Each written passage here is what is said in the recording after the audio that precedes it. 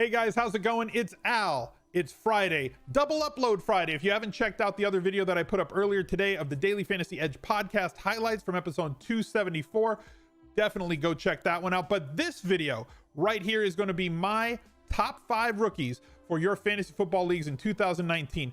The guys that I feel I must have, my must draft rookies, the ones that have definitely started to shift upward in terms of ADP. So if you've already done your draft, hopefully you got a value on these guys. Some of them are still coming in at a bargain, but I'm not drafting them by where I think value on ADP. I'm listing these guys for you, for the ones that I believe are going to be the highest production rookies in the order that I think that they're going to produce.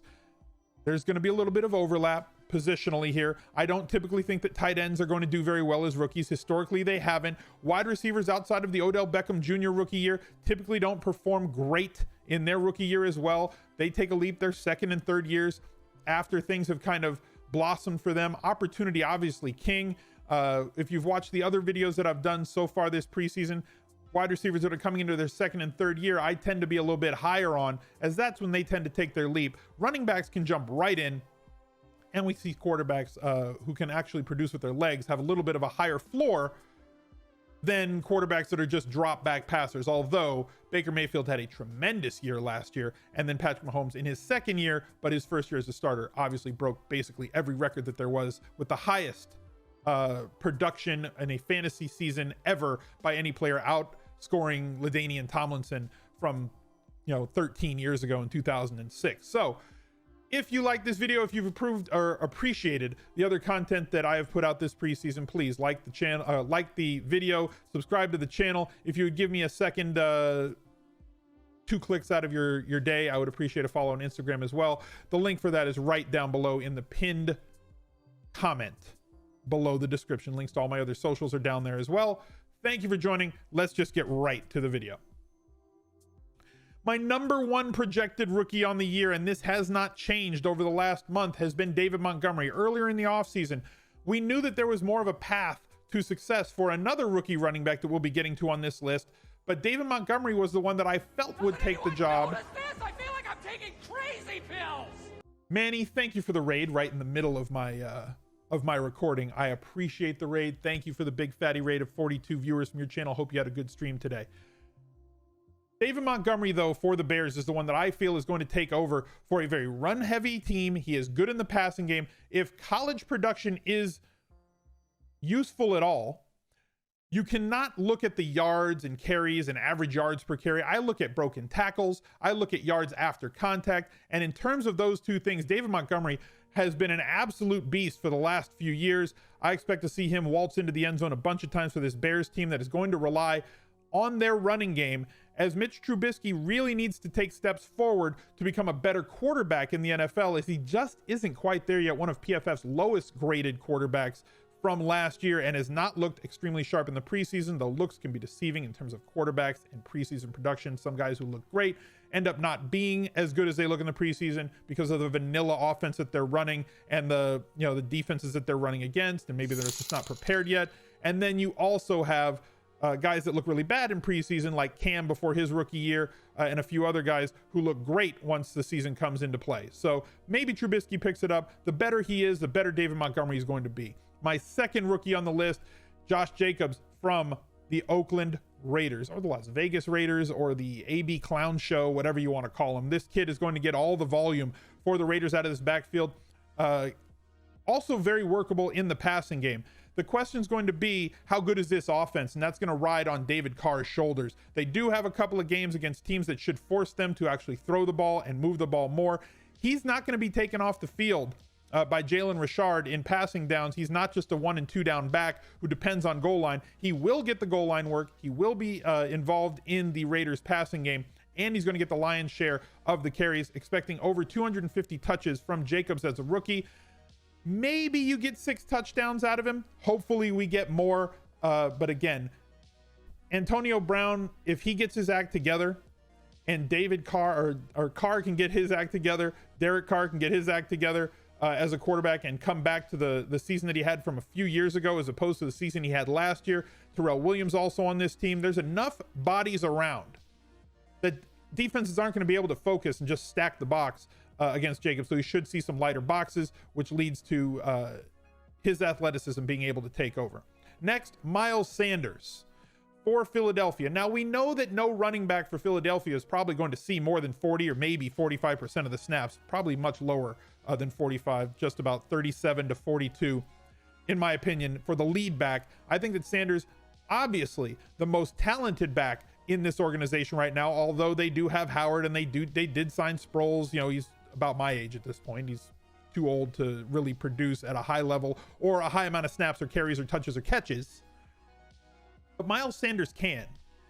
And though you're not going to get 300 touches out of a Myles Sanders, you are going to get, hopefully, the lion's share, 15 to 20 touches a game, 20 being on the very high end, 17, 16 probably being much more realistic, with 2, 3, 4 of those coming via the pass. So if you're in full PPR leagues, Sanders coming in as a great pick here because of the amount of trips they're going to take to the red zone. This Philly offense with Wentz back, adding Djax, Alshon Jeffrey, Nelson Aguilar, everybody else that's on this team really puts them in position to be a tremendous offense. And teams that take that many more snaps inside the 10 and inside the 5 leads to running backs being able to pay off. Now, his draft price is sitting somewhere around the 5th to 6th rounds. If you're on the 5-6 turn in your draft, you have a chance to get him. If you're playing in an auction draft, you're probably going to get him much cheaper than the stud backs or the top 2 rookies like Montgomery or like Jacobs, who are going to go for way more money than Myles Sanders. His price has crept up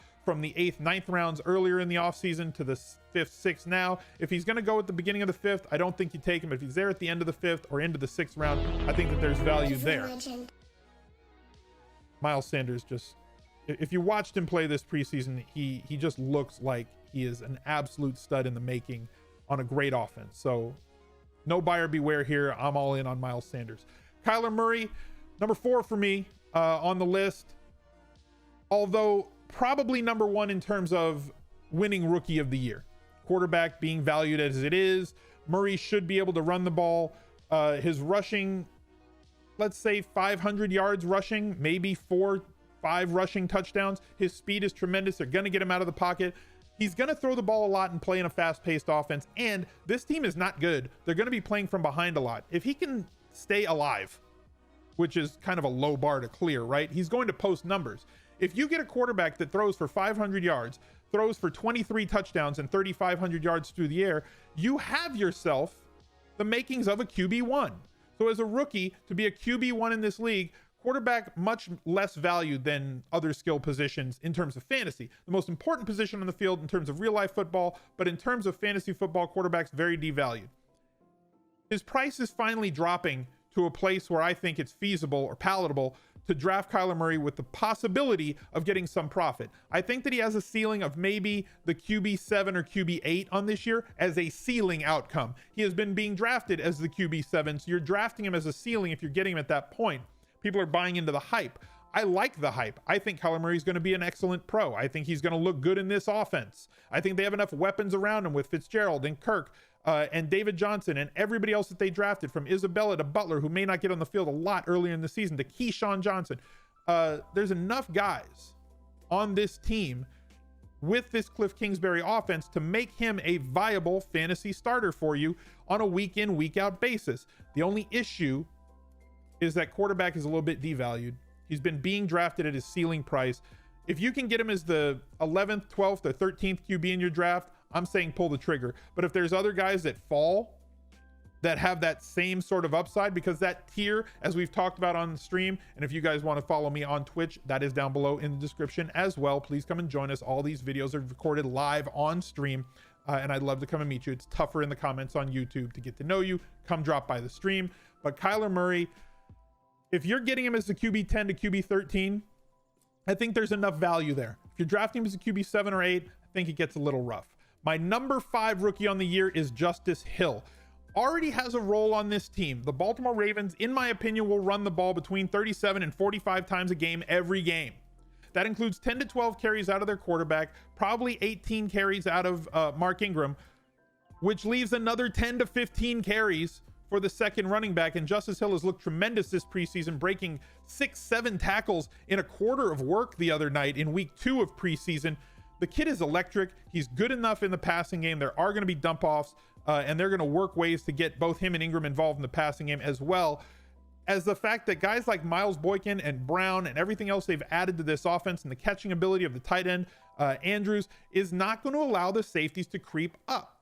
The fact that linebackers have to hold and be on their heels anytime there's run pass option or straight option means that these guys are going to have a little bit more of an opportunity to get yards before contact. And Justice Hill's tackle breaking ability and Justice Hill's game breaking speed and everything else, to me, makes him a great opportunity as the RB5. I'm going to give you a bonus as my RB6 here. Darwin Thompson has surpassed Carlos Hyde on the depth chart.